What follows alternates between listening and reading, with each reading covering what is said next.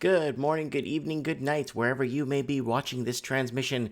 This was sent to me 3 times today, and I think I should cover this because it's actually important, and it deals with what's happening with our shrinking economy, shrinking production, shrinking, everything is shrinking, and what's happened?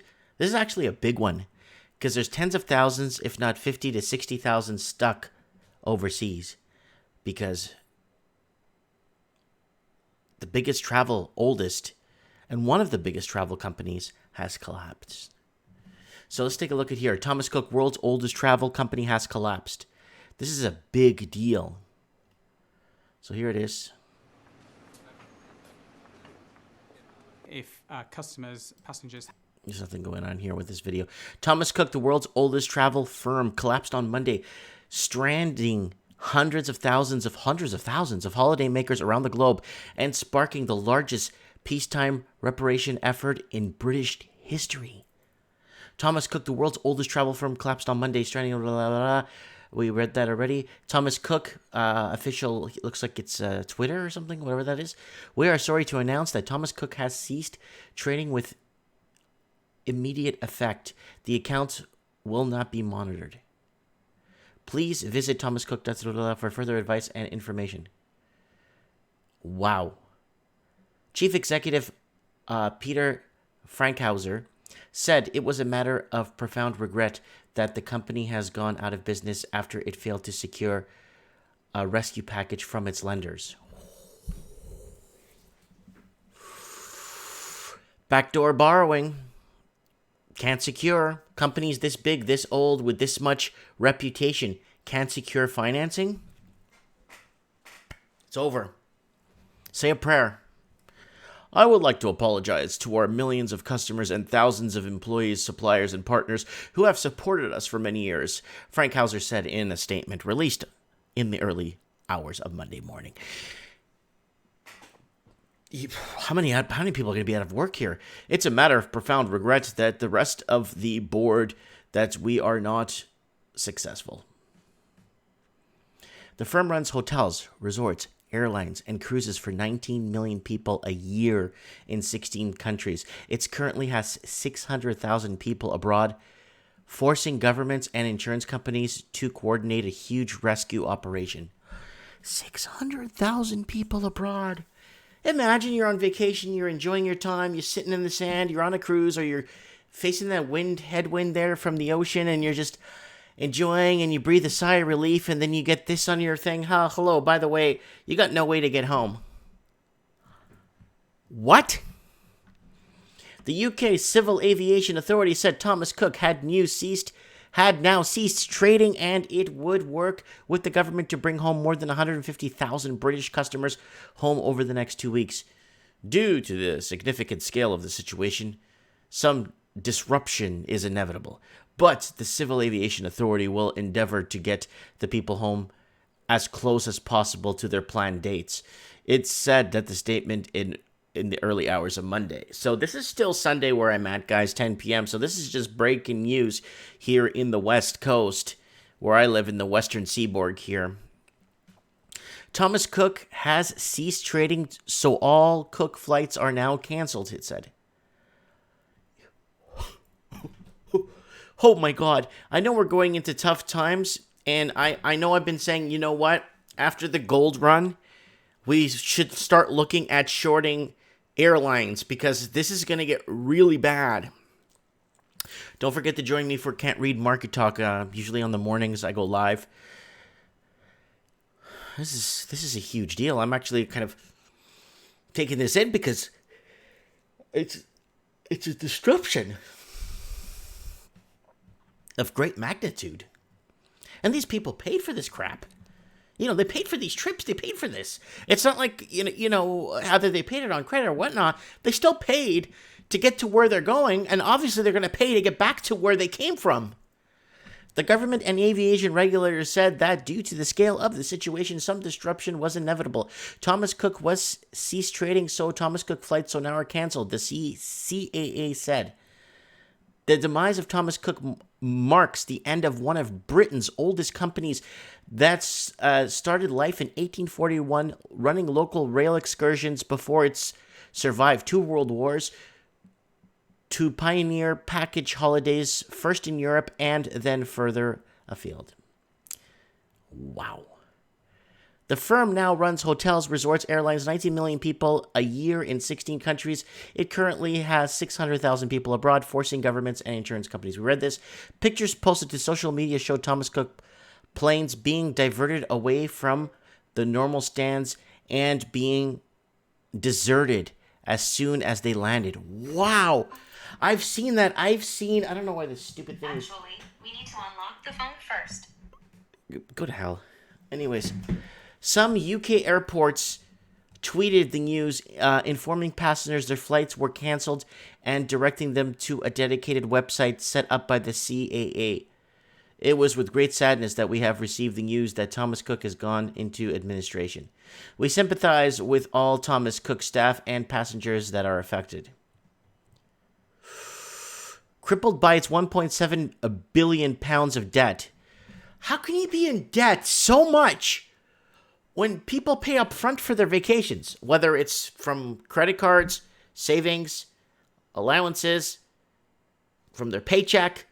It's not like you fly for free. I mean, you don't fly now, pay later. I mean, because these travel companies get money up front, regardless of how you pay for it. I don't know of any travel companies that are offering, pay us off in 12 months and we'll finance you a trip. Who the hell would do something like that anyway? If you can't afford to travel, don't. Thomas Cook has been hit by online competition and changing travel market and geopolitical events. What are you talking about? Hit by competition? They fly 19 million people per year. What do you mean competition? That's a huge piece of the pie, if you ask me. 19 million people? There's like 20, 30 million people in Canada. So, I mean, that's a lot of population. They're still moving around. You telling me they can't organize their finances there? Give me a break. I honestly think, hand to God, I honestly think a lot of the people that are up top were put there because of lineage or whatever they are in family lineage or something or company lineage. And they don't put people in there that actually make sense to the company to actually look over the books, look over losses, start cutting back on things that they haven't, or they've been paying for the last 50 years that make no sense. Instead of doing that, they just close the company. Wow. Geopolitical events have opened summer season. Last year's European heat wave also hit the company hard as customers put off last-minute bookings. The corporate collapse has the potential to spark chaotic scenes around the world, with holiday makers struck in hotels that have not been paid in locations as far as afield as Goa, Gambia, and Greece.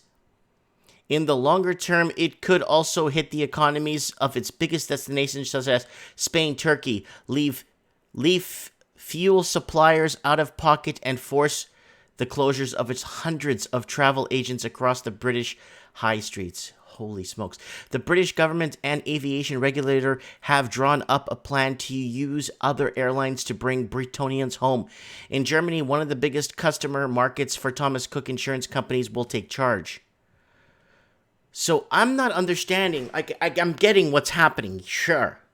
I mean, the price of fuel has been pretty much leveled in the last... It's balanced. What could it be? I mean, could it be... It doesn't financially make sense. They fly 19 million people per year. That's a lot of cake. I mean, maybe scale back on some employees. Maybe scale back on some hotels that are not booking as often. Why don't they take... I mean, isn't there another way around this? This is a big deal. The group of operators fleet 85 Airbus jets and 31 Boeing jets, or a total of 116 aircraft based across Europe, according to the data UK-based aviation consultancy IBA. All expect 5 are leased from a total 38 leasing companies or investment vehicles led by the top names of aviation finance. One of the aircraft, an Airbus A330, doubles as a reverse aerial refueling tanker for the Royal Air Force and is leased with a crew from the UK defense industry consortium air tanker. Here the summary of aircraft operated by Thomas Cook Airlines via 4 affiliated carriers. So here they are, total 46, Thomas Cook Airlines, Scandinavia, Barcelona. Wow. Guys, seriously, you gotta be kidding me. If they're booking 19 flights or 19 million people per year, okay? This is actually a very big deal. You know, I was kind of on the back of my mind thinking we got to start shorting airlines and stuff, but I didn't think it was going to come this fast. I see it happening after the collapse of the energy sector. Yeah, I see that happening after the collapse of the energy sector, but I don't see it. Like I didn't see it coming this early. You know what I'm saying? Wow, you got to be kidding. There's got to be some offices or some locations that they could close that are not profitable. Maybe going like 90% online and 10% with maybe one little kiosk in every major airport. There's got to be a way. You got to be. At least who underwritten the deal? Who underwrote this deal that actually didn't supply them with the financing? You got to be kidding me.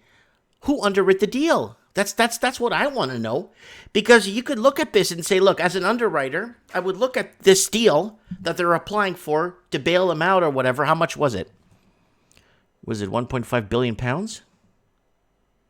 What was it here? It was, I think it was at the beginning. I would see exactly what's going on. Well, what I'll ask for as an underwriter is the last 5 years statements. I'll ask all for the stock report, like all the reports, public entity report, like everything they have, okay? What they're leveraging, deleveraging, what are they adding to their portfolios? What do they own exactly? I'm pretty sure there could be some sort of a payment plan that could actually correct this problem. I'm very kind of almost, there's something more going on here, guys. I would look at it and say, okay, well, what we could do is we could scrap these 2 or 6 airplanes that are running empty. We could scrap this this line that's no one's flying to this part of Spain anymore. Maybe we open up to Italy or Portugal or maybe we open up to Toronto or something, right? What the heck? Like as an underwriter, you could look at this and say, okay, this deal has potential for both sides to negotiate something in a way where they have assets, they have planes, they have hotels, they have, they actually have assets. It's not like a .com where they have an office somewhere in some guy's garage in the backyard and he has 2 computers and it's a huge bubble. This has actually things that materialize things. I don't know, guys. Maybe I'm just all going overboard here, but I just don't feel like they tried. Because there are other lending institutions they could look at. With rates going down, they could secure a big loan, and then they could go by the underwriter's decisions on, okay, maybe you're gonna pay off this debt completely with this loan, and then you're going to carry this loan, but then we're going to consolidate these 2 debts that you guys have. Then what we're going to do is we're going to remove these 3 planes from this specific thing. And a good underwriter could tell that, could look at the deal and say that, where the company's financials are at. Yes, they're in debt, but who isn't in debt? But with interest rates going down, this shouldn't be happening. They should borrow for less and save these jobs and all these stranded passengers. That's just what I think. Anyways, if anyone's been stranded on one of these flights or anything, add me on Skype, Mike Martins 1980. We'll have you live on Mike in the Night, the live streaming show we have every Saturday night, to tell us your horrific travel story. Thanks for watching, and don't forget to hit the subscribe button.